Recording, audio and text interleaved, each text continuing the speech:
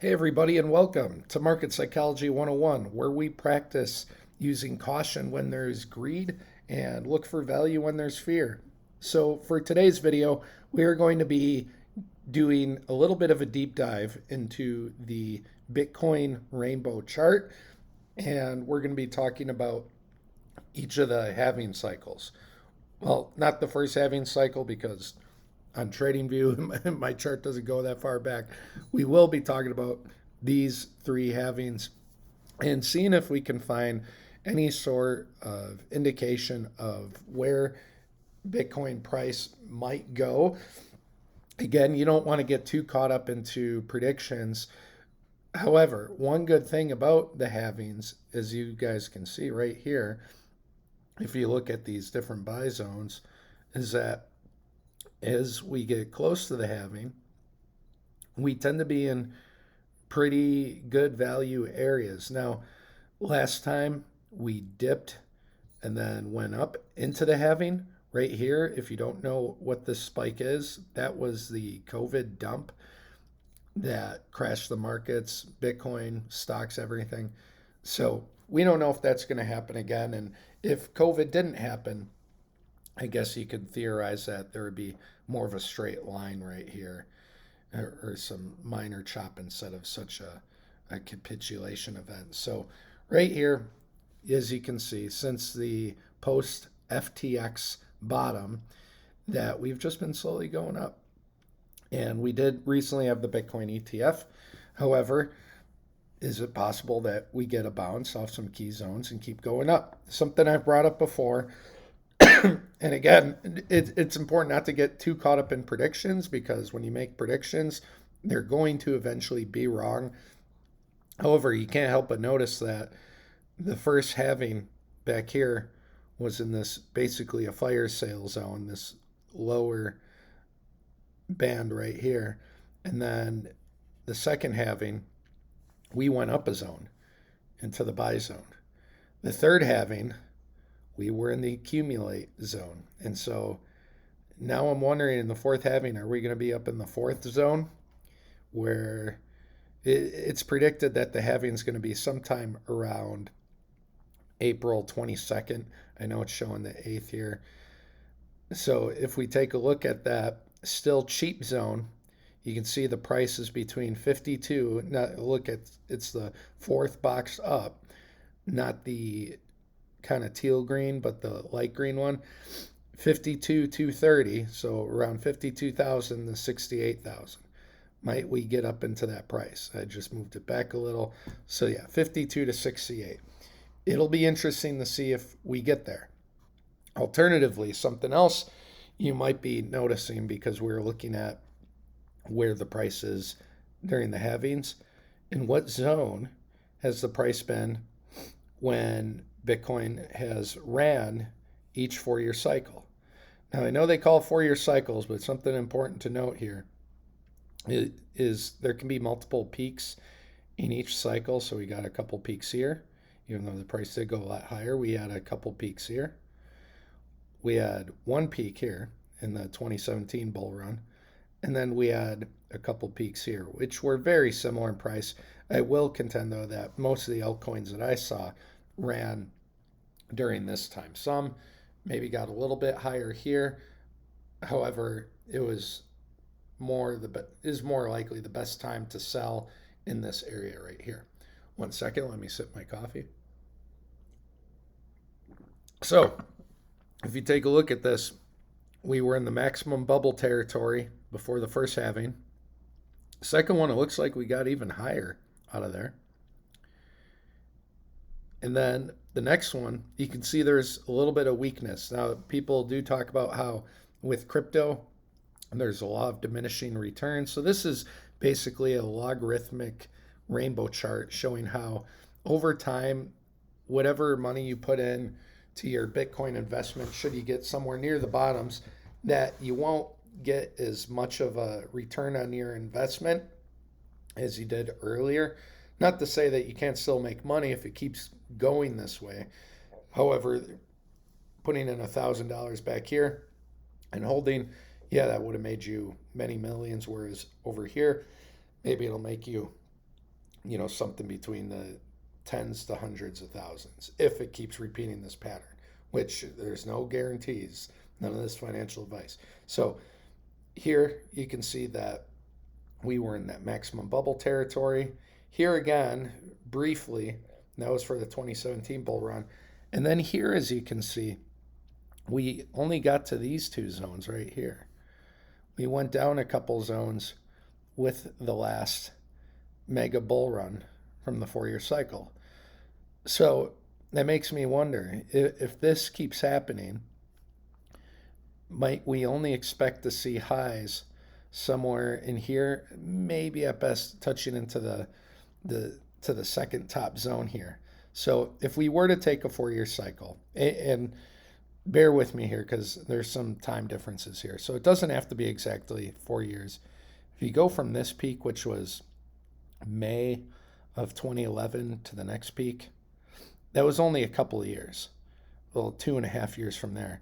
If you go from this peak, which wasn't as high as January of 2011, you could say maybe that one was close to a 4-year cycle.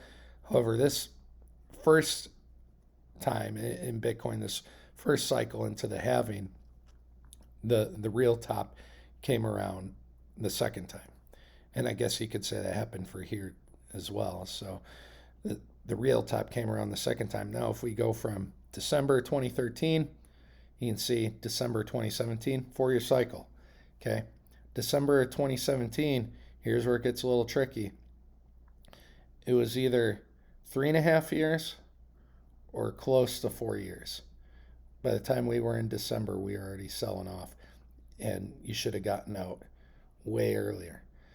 So if you're looking at this as a 4-year cycle, then you got to ask yourself, from which point is it going to be? Now, I showed you the 4-year cycle was more from the first point back here, and then it was from the second point, 4-year cycle, and the 4-year cycle is going more to this point. However, in here is where most of the damage was done, where people gained a lot more money. It was in this whole section right here. So I do wonder if we are going to have a 4-year cycle again. And again, you don't want to get too caught up in the patterns, because who knows what's going to happen with the markets, whether we're going to get a giant recession that everyone's calling for because the yield curve is uninverting, manufacturing numbers are going down, unemployment seems to be going up. So that could that could throw a wrench into things. However, if a lot of that stuff were to cause a recession to happen soon, and let's say the Fed cuts rates very soon, which most of the time when the Fed cuts rates, there is a correction in the markets right after. And you might be asking yourself, why would that be? Wouldn't cutting rates make prices go up? Well, eventually, yes. However, the damage has already been done from having rates raised and held for a long period of time, that by the time they do cut rates, it's because there's cracks forming in the economy. So cutting rates is usually what's seen historically as a reactive response to problems that they've been seeing with the banks and the economy and all that sort of stuff. So 4 years. This would be April of 2025 to late 2025.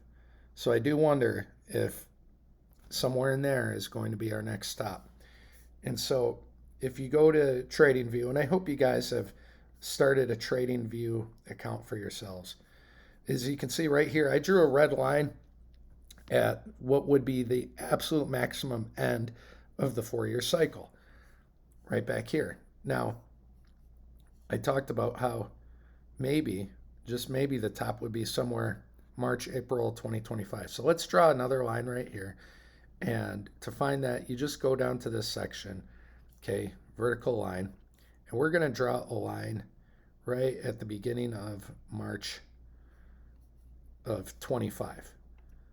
And I'm going to give myself, let's do a yellow line, okay, because yellow, for me, that will say caution, that maybe this area, who knows, we're not trying to predict too much. If a 4-year cycle does happen, though, that maybe this is the top here. If we are going off of, well, we can show it on this chart, if we are going off of that peak. I hope you guys are seeing what this is here. So these two peaks is this right here. We'll stick to the trading view chart right now. So if we're going off of this one, I'm going to put a caution zone that maybe, just maybe, Bitcoin altcoins are going to be finished by that time. However, if the 4-year cycle is going off this second top, which is possible, we've seen that on the rainbow chart, that this would be the absolute end of the 4-year cycle. That's why I've drawn a red line there, meaning get the hell out. Now, making predictions, you never know what's going to happen. And wouldn't it be hilarious if everyone's selling by this time and then all of a sudden Bitcoin and alts go crazy afterwards? That would be typical, and it'd be kind of funny, and it would be awful if that did happen. However, we're just going off of what's happened before with the rainbow chart. Excuse me. So this white line, I have it marked on April 22nd of this year.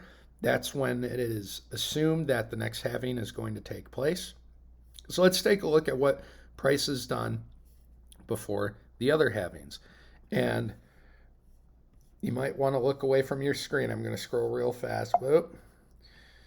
We're going to scroll real fast over here. I almost went off the page.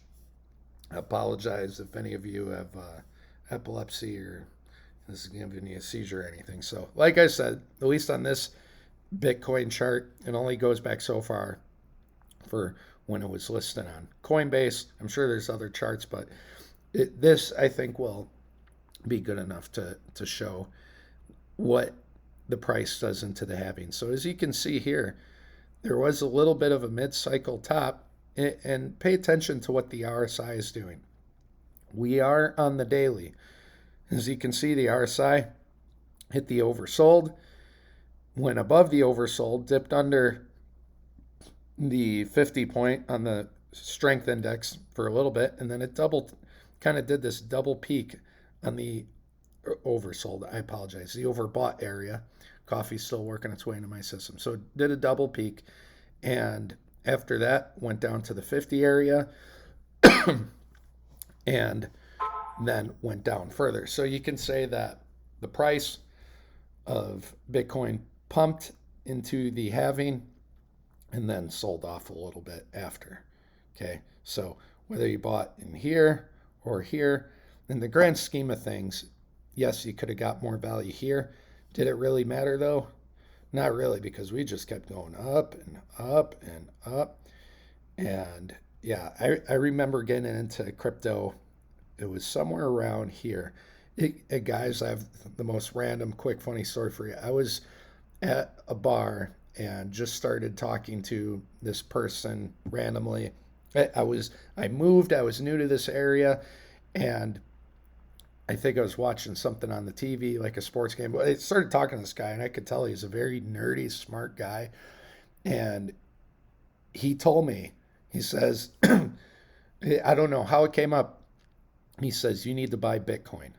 It was so rad. This guy said, you need to buy Bitcoin. And I'm like, I've heard of this Bitcoin thing. What's it all about? I did some research later. And then as it started to run up, I was like, holy shit.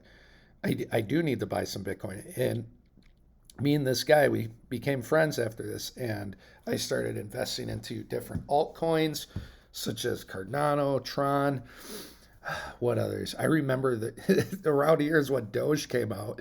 And we all just laughed at, just kind of pointed at it and thought how stupid it was.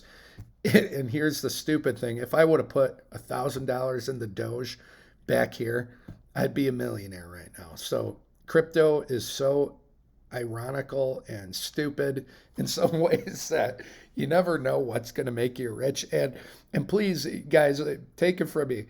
It's important to humble yourself in crypto because the space is filled with such stupidity and degeneracy that it just kind of does things that you would never expect. So if you're ever looking at a coin that you might be able to buy and you're like, why the hell would I buy this?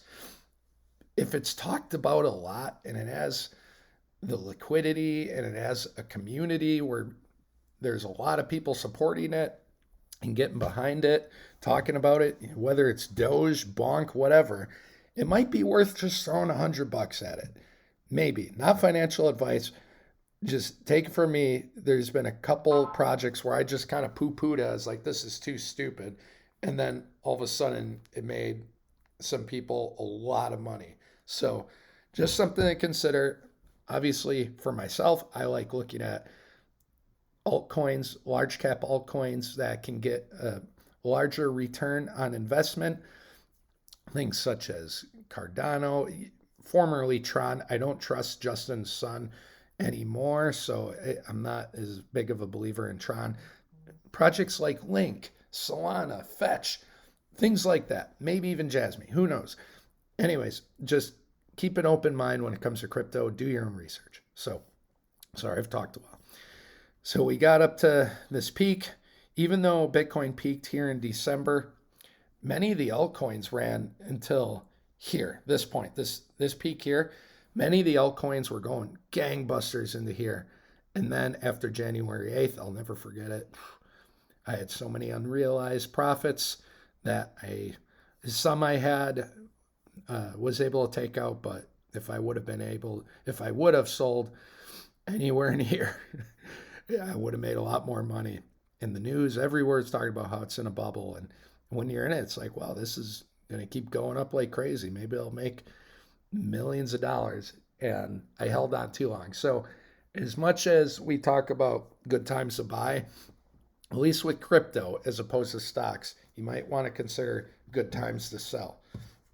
Not that holding Bitcoin for the long term. Hey, if you would have bought Bitcoin back here and just held through the last bear market that we had back here, you'd have had a lot more money, because here Bitcoin, it reached 20,000 almost, and then recently it hit around, what do we got here, 65,000, 69,000. So anyways, let's go to the second halving. What did Bitcoin do in the second halving? As you can see, this was the COVID crash. And we talked about how maybe this price would have just chopped around a bit. Right here, right in the start of March, COVID started to become a really big thing.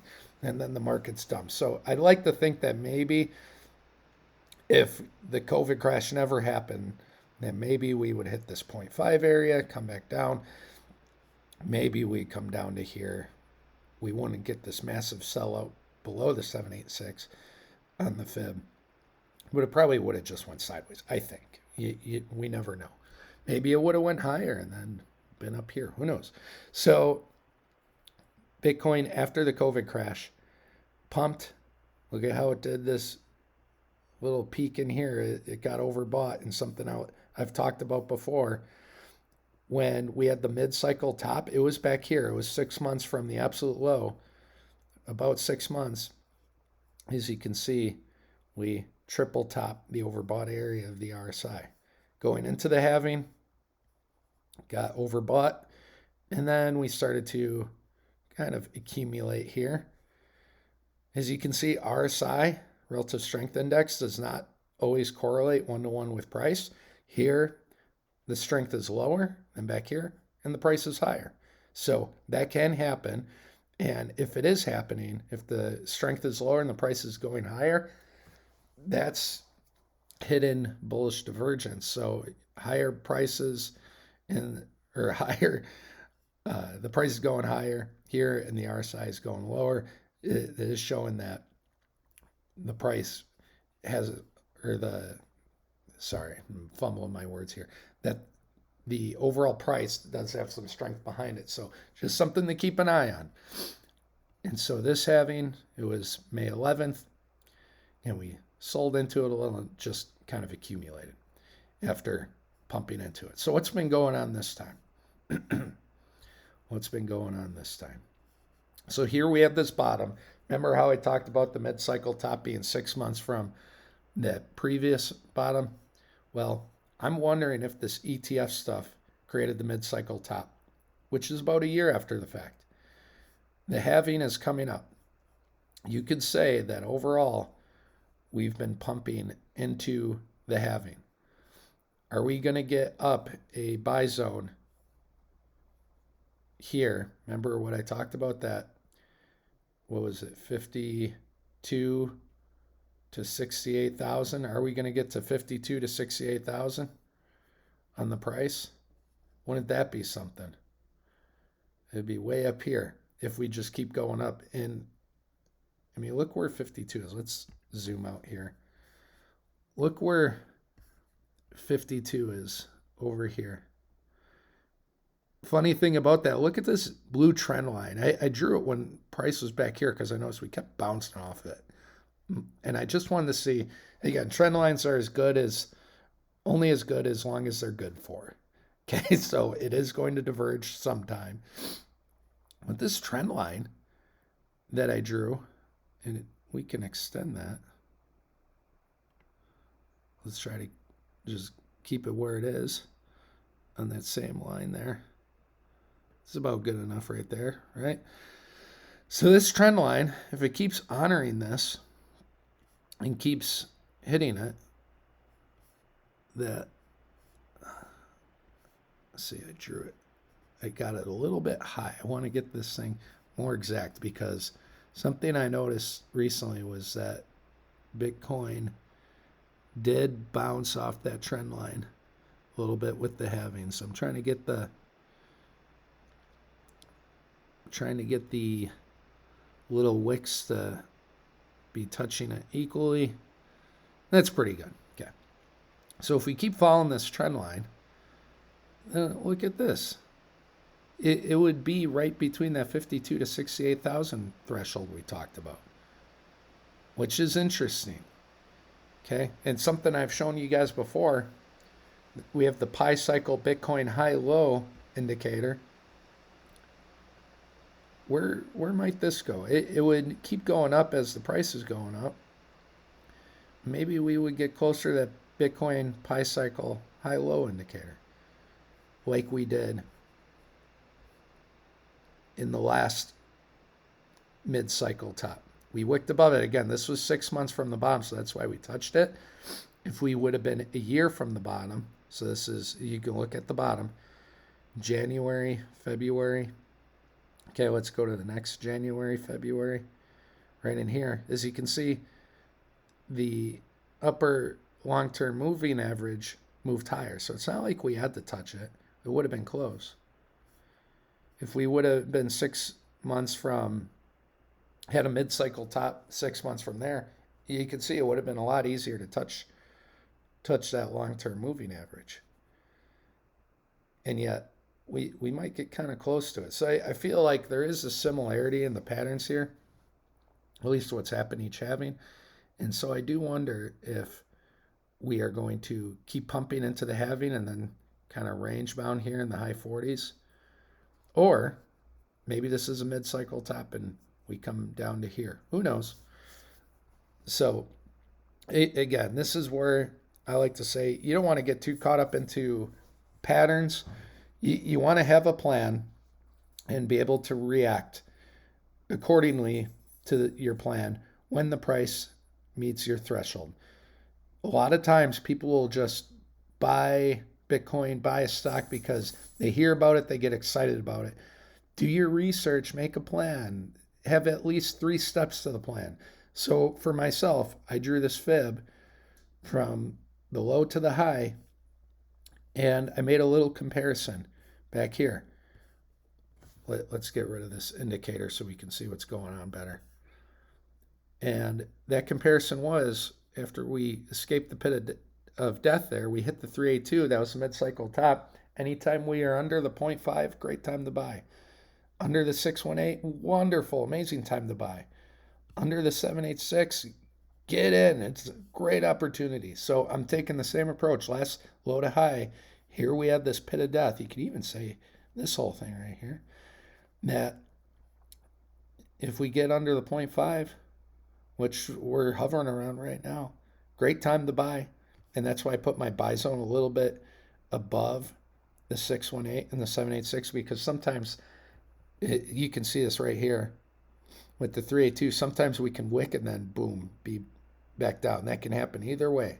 And so I want to give myself some wiggle room that if something were to wick there, that I might be able to catch some of it, because I'm not trying to get the exact tops or bottoms when I buy or sell. So if we get under the 0.5, which we kind of, let's see. Let's click the 1 month. We've been playing with the 0.5, but the funny thing is, look at this. It's even though we're playing with the 0.5, what's the price doing? It's still honoring this trend line that I drew. Isn't that crazy? That it's still honoring this trend line. You can see how it's bouncing off there. So I'm like, what the hell is going on? It's just something I've noticed. And again, trend lines, typically I don't put too much weight into them, but you can't deny that trend line is kind of showing us something. So if the price gets under this 42,000 level, I'm going to take a stronger look at some of the altcoins I like and maybe DCA a little bit into it. And if you're new to investing, DCA means dollar cost average. Okay. And if it comes down here anywhere around 37, I'll strongly consider buying. Not financial advice. And should it get anywhere near the 786, I'm going to feel really good. Now, some people have been talking about 27,000 because of this fib. There's no guarantees anything has to get there. And, however, if we are to have a recession, which typically happens after the yield curve uninverts, if we are to have a recession after they cut rates, then those prices may come back. I know it seems unbelievable, but guys, I've been through a couple of these 4-year cycles with crypto. Everything seems unbelievable every time. After we were at 20,000, no one believed we would get back down to 3,500. And after it got up to 14,000 in here, nobody believed that it would get back below 4,000, and it did. Okay, so, and back here, guys, I promise you, there was very few people talking about Bitcoin going from 60 to 70,000. I barely heard anyone talking about that as a possibility that they took seriously. Back here, same thing. People could not believe the prices. People could not believe what Dogecoin and other things were doing. So that goes both ways. Here, people could not believe that Bitcoin would go below 20,000, and then the FTX sell-off happened, and boom, it got down to 15. And from there, people couldn't believe that Bitcoin was going to get above 40,000 within a year, and it did. So that works both ways. And going back to fear and greed, what's going on right now? In the last year has been a very strong year to buy. And let me get rid of this. I don't know why this website has so many stupid advertisements. We've not even gotten to the extreme fear area. Extreme greed is above 75, and we hit there twice recently, right before the ETF approval. And after it sold down to the 0.5 area, we got to the middle of fear and greed. And so you guys can see how there's areas where we're accumulating and going up. And now I wonder if there's a reversal in the trend, because we've been pretty bullish this last year. And if we zoom out, guys, look at where that mid-cycle top was in 2019. It fell off a cliff right here. Look at that. Let's take a look at where Bitcoin was in August of 2019. Where was Bitcoin in August of 2019? So it was right in here. And there was still a lot lower to go. So even though the extreme fear was at its maximum back there, we still had lower prices to go. Spiked up a little bit, and then of course March, that was the COVID crash. So if we get below 40, keep a close eye on price and dollar cost average in. Not financial advice, but for me, I would be dollar cost averaging in, because we don't know what price is going to do. We don't know if it's going to stabilize here, all of a sudden sell off, and instead of feeling like, oh shit, everything I've put in here is also worth 20% less. That's the time you got to buy more. You have to stick to your plan. And if your plan is to buy within this range, if it gets lower, you should be excited about discounted prices instead of worrying and looking at your portfolio just a couple months later and being sad about where the price is. If you're sad about where the price is and you're thinking about selling, then this is not the investment for you. If you believe in your investment, then when it gets lower, you should be excited about the price because you should not buy anything you don't believe in. If you believe in Bitcoin and you want to invest in Bitcoin, then you have to stick to your plan and say, you know what, this is extra money I'm not worried about losing. I will buy in. And if it goes lower, I'm going to dollar cost average more. I'm going to dynamically dollar cost average in more as it gets lower and lower.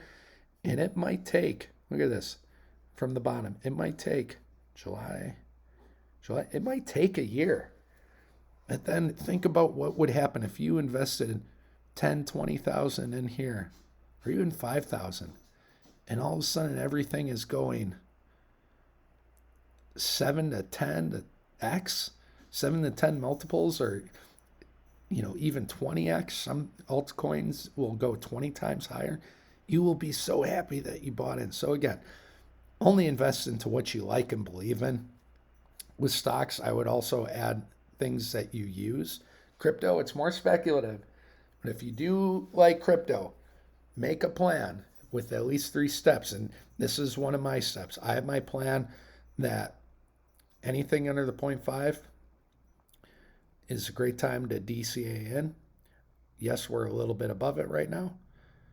And if it comes back down, I will dollar cost average in more. And that is just fine by me. I don't care if I lose money for a year because I want to hold it for at least a year because then my capital gains taxes go down anyways. So, I mean, that's fine. And again, this is money that I'm not worried about. If Bitcoin all of a sudden gets dominated by quantum computers and everything goes to zero, well, so be it. Okay, that's a risk that I know I'm taking, that I'm fine with. Crypto is only at best 10% of my investment portfolio. So make a plan, stick to your plan. Try not to get shaken out because if you're selling as we're getting lower, guess what? That's what retail investors do. That's what dumb money does is they sell bottoms and they buy tops. They buy the excitement and they sell the fear. Don't be dumb money. Try to use market psychology to your advantage. Think like a contrarian. Think of this as a discount and only buy what you believe in, guys. So, yeah, I'm curious to see what we are going to do with this next halving. We'll see. Are we going to go up a zone from 52 to 68? Are we going to be up there? Are we going to pump into the halving and then slowly sell off? Or is this a mid-cycle top? We're going to come down a little bit before going up. We will see. Who knows?